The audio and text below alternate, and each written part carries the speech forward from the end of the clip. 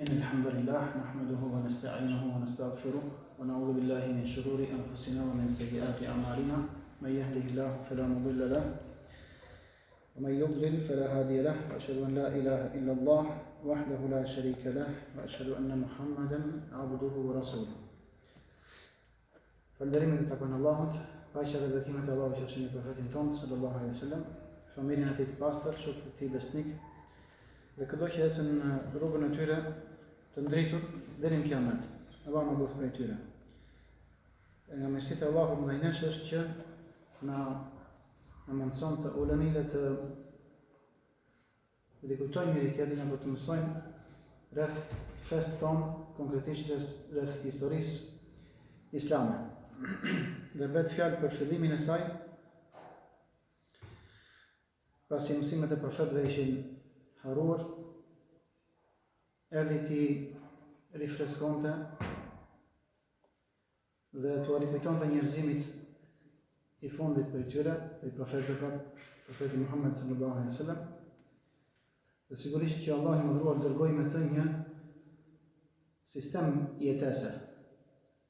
Për pak dëshme erdhi në mend fjala e njohur pushtetuta është shpikje njerëzore, ndërsa kjo nuk është shpikje, kjo është sistem hyjnor që rregullon jetën e njerëzve. Rregullon jetën e njerëzve dhe jep kuptim atyre dhe i lartëson.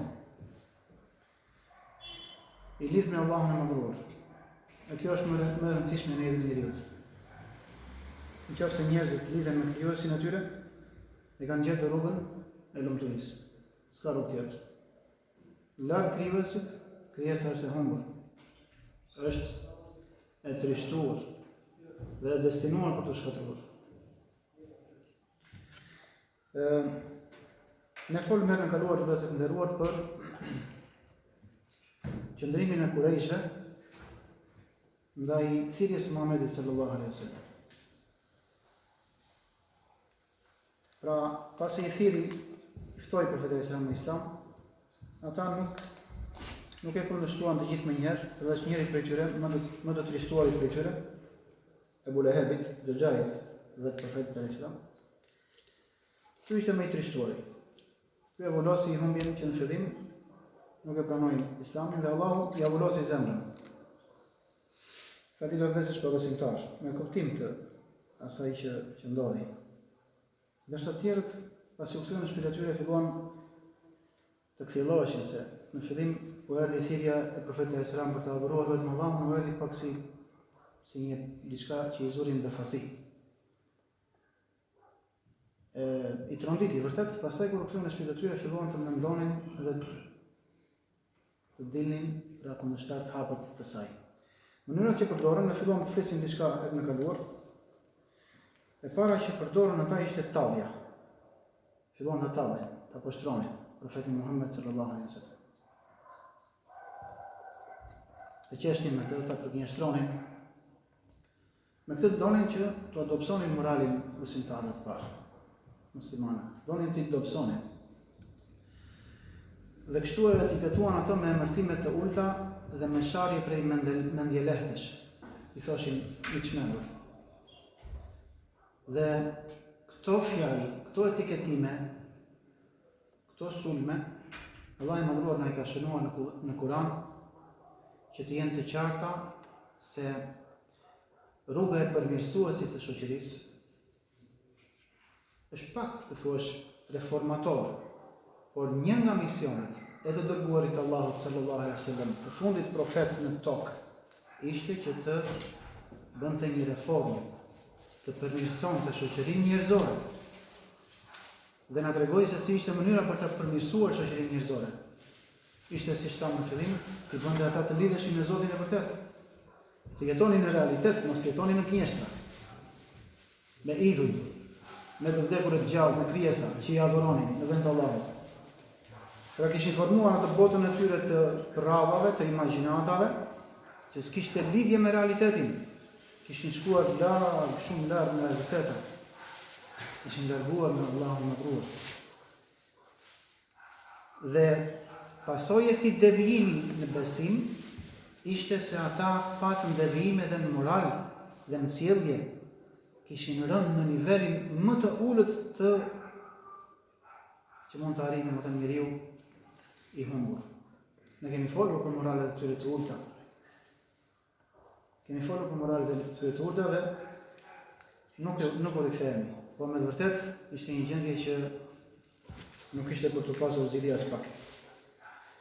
Varrosnin foshnjët e tyre të gjalla, të zhytur në alkool, në kumar, në kamat, shtypnin njëri tjetrin, shpatën ngritur, domethënë në nivelin më të ulët që edhe vetëm ti përmendesh disa janë për të qeshur, por shumica janë për të qarë. Pra, do të bënde një lloj reformimi dhe na tregon se reformimi i vërtet, përmirësimi i vërtet i shoqërisë fillon me rregullimin e besimit. Pa u rregulluar besimi i njeriu, atëherë fillon rregullimi pak nga pak. Çdo gjë rregullohet, çdo gjë shkon në vendin e vet. Sjellja, morali, marrëdhëniet me njerëzit e tjerë, është i drejtë, ka frikë Allahun tek njerëzit. Bën llogarit në ditën e gjykimit, nuk bën në llogarit do ja hedh në këtë moment apo s'do ja hedh. Do ja marr këtë pasuri duke me të rëshkitur apo s'do ja marr. Do ja hedh trupin e gumarit apo jo. Nuk i bëni më llogarit kështu pastaj. Erdhi një shoqëri që siç thot Umeri radhiyallahu anhu, kur ishte gjykatës në kohën e Abu Bekrit, pra vdiq profeti sallallahu alaihi wasallam, erdhi pas tij Abu Bekri si prijes, pushtetar fisnik, që nuk pati të ngjashëm në histori, thot këtë. Në kohën e Abu Bekrit, Umeri ishte gjykatës. Thot kalonin kohë gjatë pushtetit tim, themi gjatë emërimit tim si gjykatës, që nuk më vinin pra kohë të gjata, që s'më vinin dy veta për të kundërshtuar, për njëri që të akuzonte dhe tjetri që ishte akuzuar. Pse? Sepse gjithë secili i dinte kufijtë e vet. Kush e prodhoi këtë shoqëri? Rregullimi i besimit. E rregulloi besimin profetit sallallahu alaihi wasallam, i largoi nga idhujt, i lidhi me Allahun e mëdhur, me ditën e gjykimit, me engjëjt që u shkruanin çdo gjë pa u bërë pa drejtësi. Atëherë doli kjo shoqëri që nuk kishte pasaj nevojë që të rinte polici mbi kokë apo të kërcënohej me burgim, apo me vrasje, apo me penalitetet në më të ashpra. S'kishte nevojë. E kuptuan se deri ku e kishin cakun dhe aty qëndruan. Jo nga frika prej ligjit, por nga frika prej Allahut. Se Allahu nuk ka ku të ikësh. Për këtë u bindën ata. Pra ky është ndryshimi i vërtet i shoqërisë. Nis nga besimi. Çdo ndryshim tjetër pastaj mund të jetë i përkohshëm, e pastaj sapo të largohet për shembull, mund të jetë për shkak të ligjit. Largohet ligji, frika nga ligji. Vetëm një javë u largua, domethënë tek ne është larguar më shumë ligji dhe pushteti dhe qeveria. Për fat keq, dhe kemi parë se çfarë ka bërë mëngesa e shtetit në 97. Po një javë vetëm një javë të vetme u largua, domethënë ishte kaos në një nga shtetet, s'po ja përmend emrin, dhe u bë një gjullurdi dhe një kasapane pa parë. Vetëm një javë. Pse? Sepse njerëzit kur largohen ajo se cilët si friksohen, dhe që është materiale, atëherë pastaj lëshohen pa duar, kur i thonë. Pra, këto lloj sulmesh tam, mirë është që thirrësit i ketë të qarta. Ja kanë thënë më të mirit. Si të mos na i thonë net tjerë pastaj mbas tij. I thani çmendur. Dhe pse na i shënoi Allahu i mëdhuar në Kur'an, që ta dim se i munduri, ai që është në disfat, kur nuk ka argument përballë së vërtetës, cila është forca e tij, cili është reagimi i tij, shan, ofendon, shpif, në këto mendje lehtësisht, në këto gjërat e ulta. Tham, o ti që të është zbritur për kujtimi, Kurani, ti je i çmendur. E dini shumë që ishte më i logjikshëm në mesin e tyre. Kjo është vetëm urrejtje që kishin për të. I thoshin magjistrar, gënjeshtar.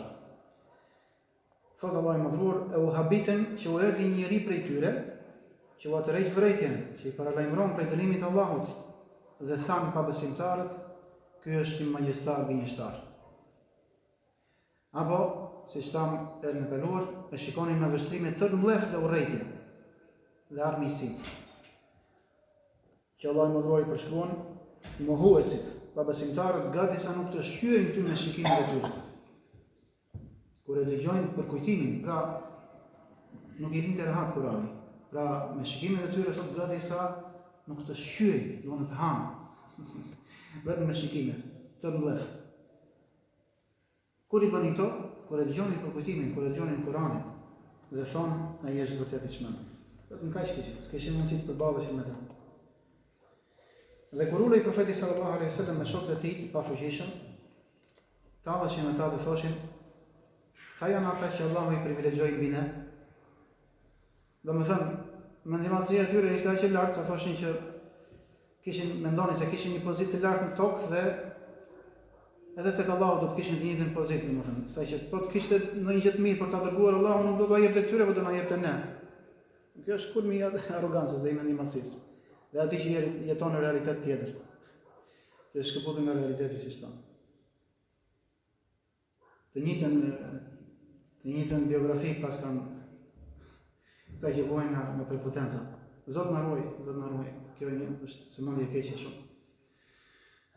Pra po të ishte e mirë kjo, Allahu nuk do të dhuronte këtë mirësi këtyre të mirëve, sipas tyre, sepse i vlerësonin dhe i peshonin njerëzit sipas vlerës së tyre monetare. Dhe nuk e dini që peshorja tek Allahu është me vlerëson sinqeritetin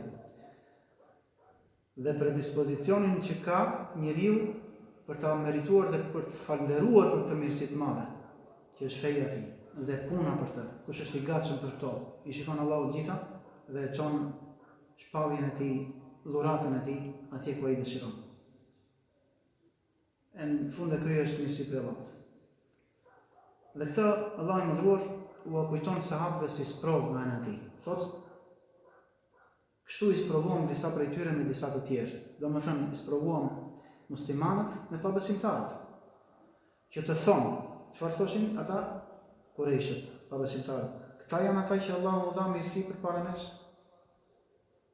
Domethënë që s'mund ta pranonin që mirësia e Allahut të shkojë tek njerëz të pavlerë sipas tyre. Prandaj Allahu i mëdhur përgjigjet në vijim të ajetit duke u thënë: "A nuk e njeh Allahu më mirë se cilët janë falënderuesit e mirësive?"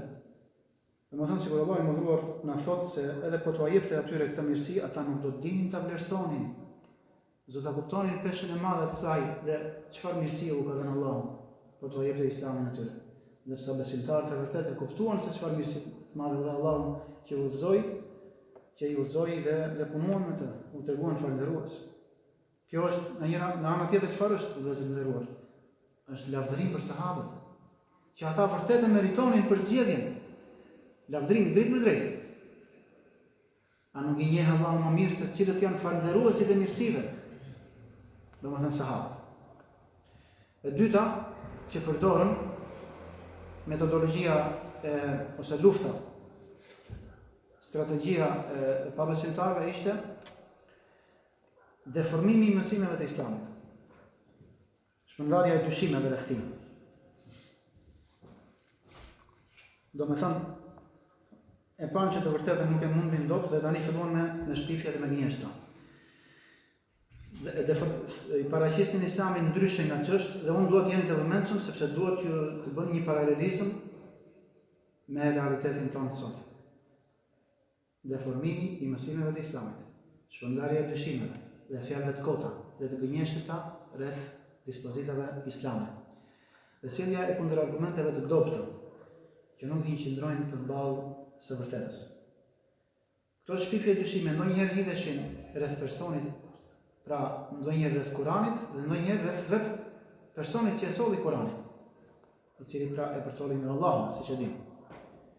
Dhe i shtonin këto me shumicë, ashtu thotë që kjo është shumë e madhe, ashtu që njerëzit mos kishin kohë të meditonin dhe të peshonin fjalët e tij me qetësi. Çfarë është kjo? Çfarë ju kujton kjo? Do të më thoni se e keni shumë të qartë tani, nga përshkrimi që i ka bërë autori. Kush e bën këtë gjë sot, vëllezër? Nuk e bën media? Nuk e bën media? Bombardim, dezinformim, që nuk pushon kur, mbytja me dezinformacion dhe me shpifje. Në të gjitha mënyrat. Jo vetëm me lajme të shpifura. Jo, për u rënd dikë. Po themi, profetin sallallahu ata dini që nuk vjen dot. Për u rënd dikë çfarë do të thonë, kap njëri i ka një vakt, ka tjetrin ka një vakt, ka tjetrin ka. Pastaj bëhet një mishmash vllash. Vetëm pavarësisht se si thot në fund fare, ai as ti nuk di që fare për atë se kush është ai, në të vërtetë. Po vetëm nga fjalët çfarë po thonë, po njëri thot tjetri thot. Në shërë gjitha baltë dhe ti s'ke kohë tani ta shohësh se kush është vërtet po është baltës. Si ndodhi me Ungarin, ka djellan. Kjo ndodhi gjatë gjithë kohës. Jo si ndodhi, ndodhi arriti dua ta vrasë. Fund fare? Po. Dhe këto mjetet pra si shtam dhe mënyrat e luftimit dhe së vërtetës që përdorën Kureshët duhet i kuptojnë qartë sepse janë gjëra që përsëriten në çdo kohë. Në çdo kohë përsëriten dhe në çdo vend. Që t'ua kuptojmë taktikën, të mësohemi me to, të fitojmë imunitet, dhe të dim se si punon shejtani dhe ndjekësit e tij. Ta kemi të qartë, që kështu bëjnë gjithmonë, më thënë se si përpiqen që ta luftojnë të vërtetën. Kështu për shembull, thoshin për Kur'anin. وقالوا أساطير الأولين اكتتبها وهي تملى عليه بكرة وأصيلا فهي تملى عليه بكرة وأصيلا. Thanë, këto janë mitologjitë të parëve, rrëfenja, tregime, që ai thot ka kërkuar të shkruhen dhe ato i lexohen atij thot mëngjes e mbrëmje. Për këtë kishin të për Kur'anin. Po ishin ato ishin histori të vërteta, të cilat i miratonin dhe librat e deformuan më parë, Tevrati dhe Injili. Që dijej që Muhamedi sallallahu alaihi wasallam si kishte studiuar se ishte analfabet. Që e dini shumë mirë se e kishin mesin e tyre. Thanë, një tjetër që thanë, ky in hadha illa ifkun iftarahu wa a'anahu alayhi qawmun akharun. Ky nuk është tjetër vetë një shpifje e tij dhe për këtë thotë ndihmuan edhe të tjerë. Pra i bën edhe shokët e tij bashkëpunëtor në këtë shpifje gjëja. Allah i madhruar thotë në ajet tjetër dhe ne e dim se ata thonë ata e mëson një njeri.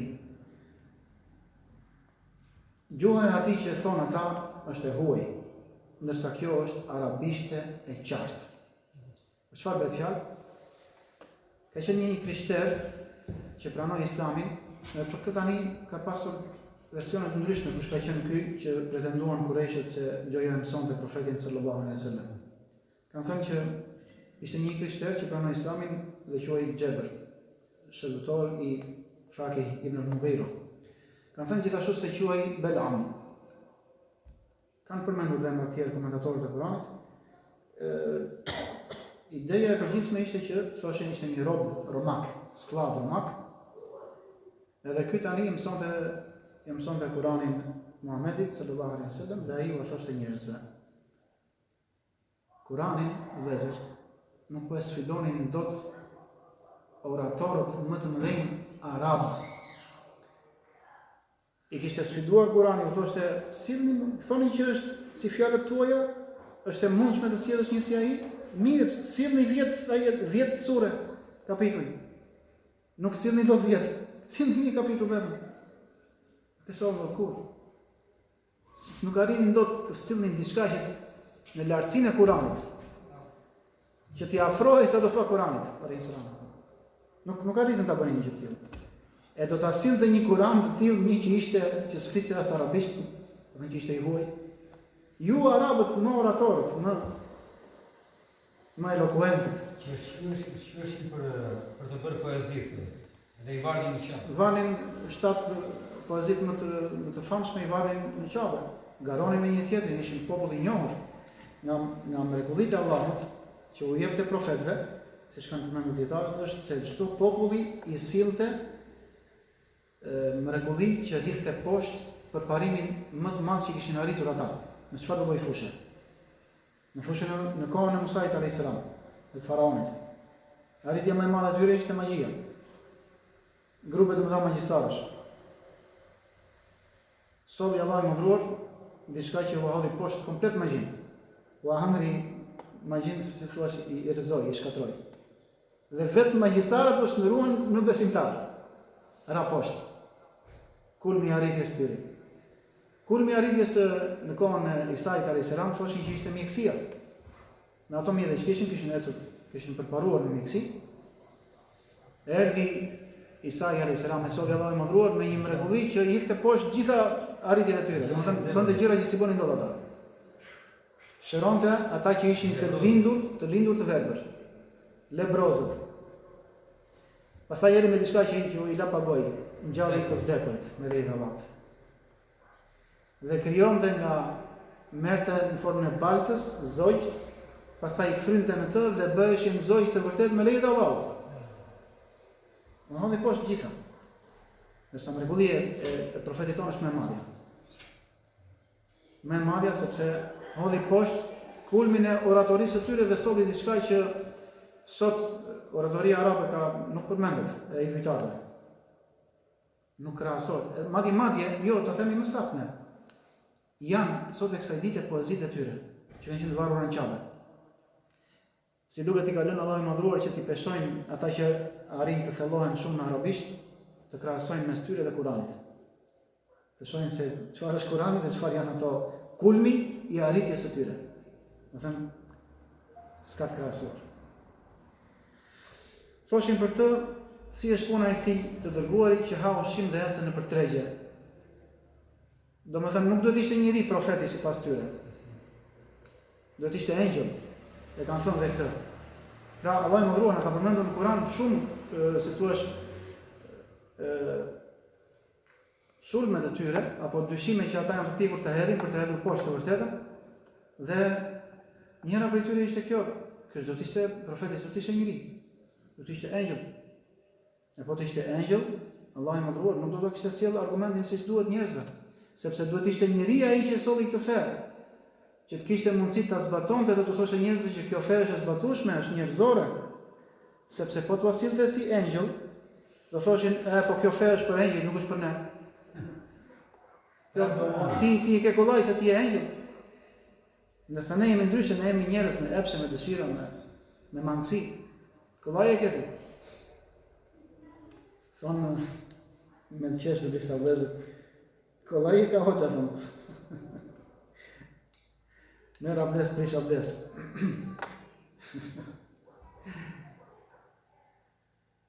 Pra, edhe këtë si domethënë ngjoj argument, e kuptojmë që bie poshtë shumë thjesht, nuk qëndron. Thamë, pse nuk i zbriti Kurani gjithë njerëz? E tjerë fjalë të kota të pavlera, domethënë. Të gjitha ato që thoshin, Kurani ka hedhur poshtë dhe një lexues i vëmendshëm do të shikojë se sa e logjikshme është ajo, pra kundërpërgjigja e Kuranit dhe sa e kot është ajo që ata sjellin për ta rrëzuar atë. E treta që përdornin dhe se nderuar dhe kjo është tregon pavojësinë e tyre totale përballë Kuranit. E panë që kishte ndikim të jashtëzakonshëm Kurani dhe çfarë bënin tani?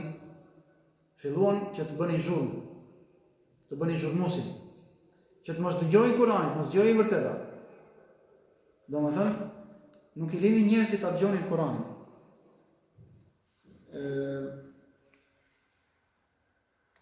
Si është ajeti në surën e përmend Allahu i mëdhur? Nuk e ka sjell ky autori.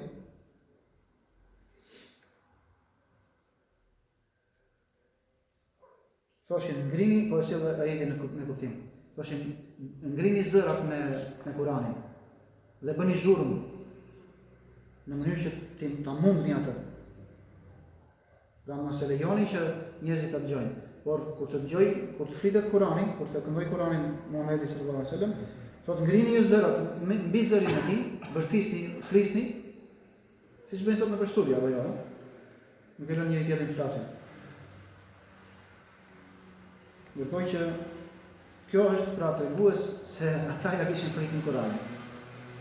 Dhe përpiqeshin që të sajonin, të sfidonin Kuranin me histori të sajuara apo të përcjella nga popi të ndryshëm. Që t'i angazhonin njerëzit me to në vend që të angazhoheshin me të vërtetën. Kush e ka bërë këtë gjë? Komunizm. Të lumtë. Çfarë bën? Me çfarë? Po që mundin a gjithë shka njerëzve, edhe e kapitalizëm veru me për atë të gjesh bukë, dash bukë, si gjithë tjetër s'kes. Në rregull. Unë e kam formuluar kështu. Allah shpëlbef.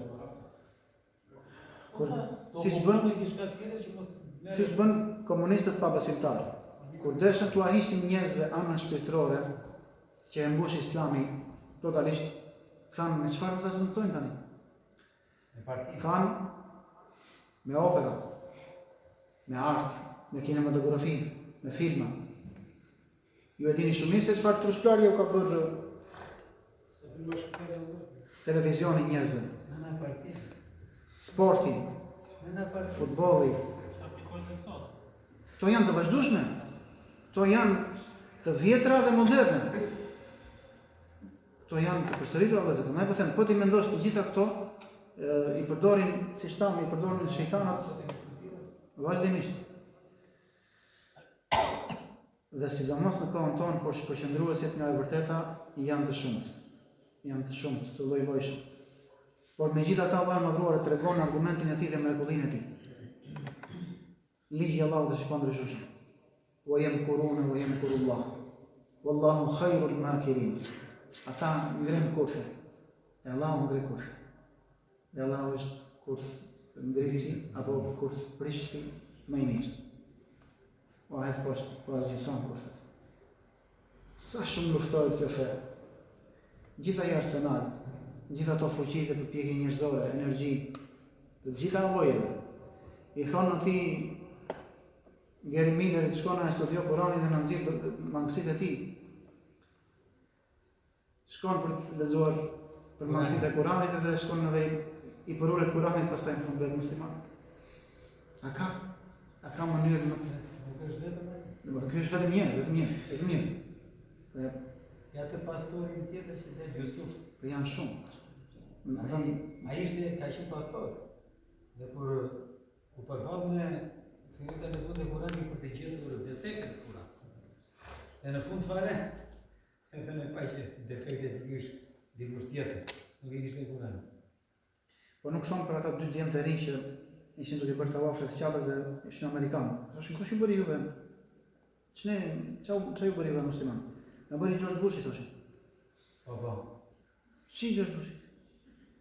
Po ja, thot, ai shkoi në kohën kur ndodhi 11 shtatori, edhe fillon të dëgjonin terroristët islamik. Jihad. E tha, "Çfarë është ky terrorizëm islamik? Çfarë është islam? Çfarë është jihadi?" Fillon të studion islamin dhe pranon islamin. Bëjnë tavafle të qafës. Ata bën gjitha të luftë dhe vazhdojnë ta bëjnë.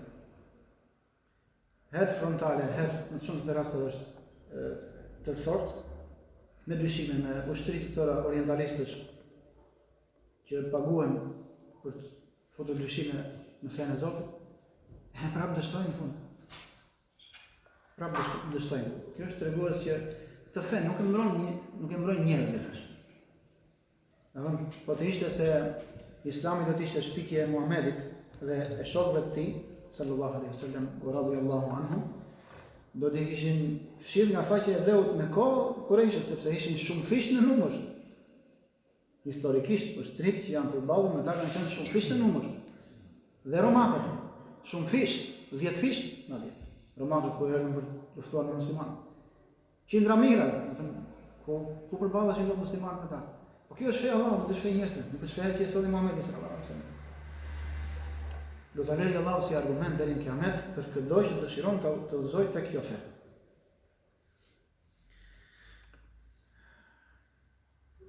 Mënyra e katërt që përdoren dhe e fundit vëllezër që përmendin dietarët. Edhe kjo që përdori njëri prej tyre, çfarë bëri? Shkoi Kastile në Persi, superfuqinë e asaj kohe. Shkoi dhe mësoi historitë që tregonin ata për mbretërit.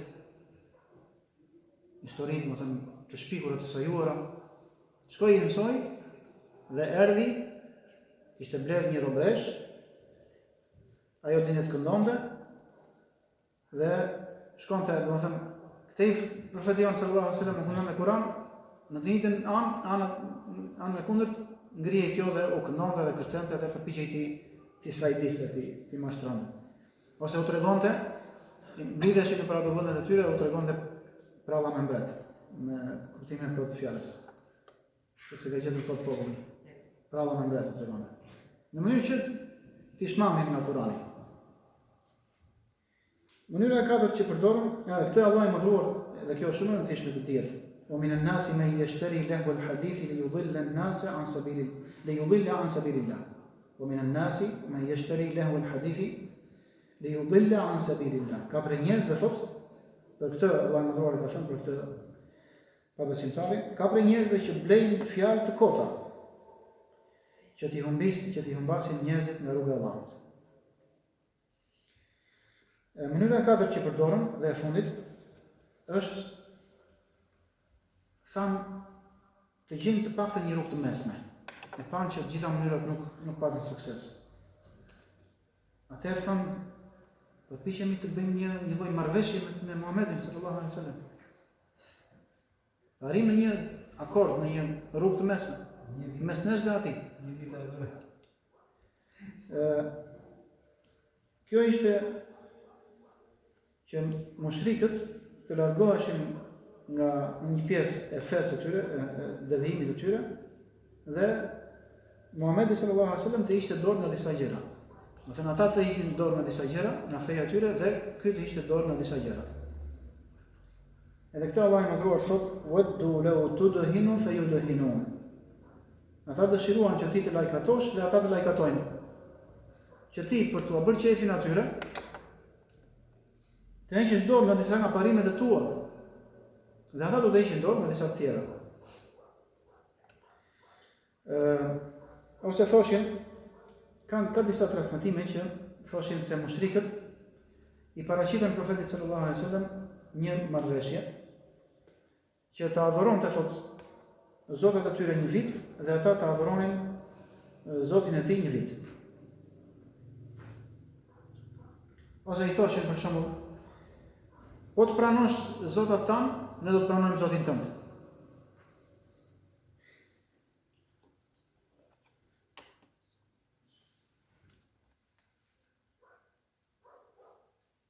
I thoshin, o Muhammed, eja të adhurojmë atë që adhuron ti, pra Allahun e madhëruar.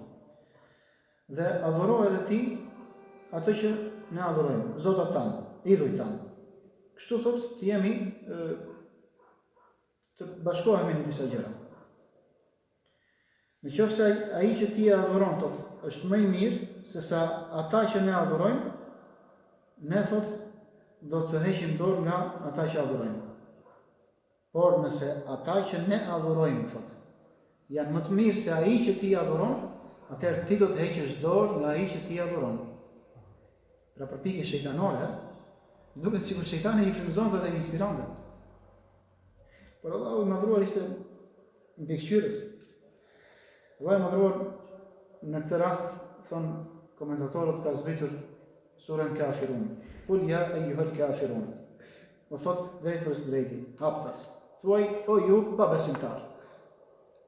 La a'budu ma ta'budun. Nuk e adhuroj atë që ju adhuroni. Flieni mendjen, reagoni. Kur? S'ka për të ndodhur. Walakin antum a'buduna ma a'bud. Edhe ju nuk jeni adhurues se atë që unë adhuroj. Dhe këtë përsërit dy herë. As unë do të adhuroj Zotin tuaj dhe as unë do të adhuroni Allahun. Në fund do thotë, lakum dinukum waliya din. Ju keni një fe, unë kam fe tjetër. Nuk bashkohen këto. Nuk ka fe abrahamike, nuk ka fe, numri shumës, fe. Sepse edhe njerëzit në shumës në të njëjtën formë vjen kjo fjala. Një fe është. Fe e Ibrahimit është vetëm një. Ma kana Ibrahimu yahudiyyan wala nasraniyyan walakin kana hanifan musliman wa ma kana min al-mushrikin. Nuk ishte Allah më dhuar vetë edhe poshtë. Sepse shikoni vëllezër se përpjekjet janë antike dhe moderne, njësoj. Do sjellin fe abrahamike, S'ka, vetëm një është ajo. Vetë Allah më dhuar thot në Kur'an. Thot, nuk ishte Ibrahimi as jehudi dhe as i krishter, por ishte hanif, i larguar nga gjitha fet, musliman, dhe nuk ishte prej idhujtarëve. S'kishte lidhje me idhujtarin që bëni ju. për të na treguar Allahu i Madhruar se e vërteta është krenare, nuk pranon të përzihet dhe të ulet në nivelin e të kotës, nuk mundet, s'ka mundësi të jenë të dyja bashkë. Dhe të thuash që Allahu është Zoti i vërtet dhe vetëm që meriton të adhurohet, dhe pastaj të adhurosh të tjerë.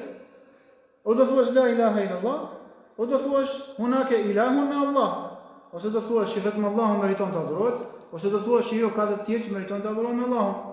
S'ka rrugë mesme. Po kjo.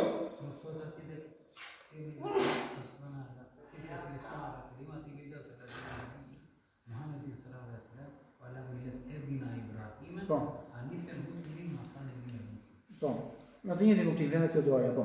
Allahu shpëlbej. Domethënë që nuk mundet të ketë një përzierje mes të vërtetës e të kotës. Këto mikset janë vetëm në mendjet tuaja, nuk ka këto. Ky është miks shejtanor. Pra si thon që e vërteta është krenare dhe nuk pranon të përzihet me gënjeshtën, dhe shpifja dhe e vërteta nuk bëhen kurrë bashkë.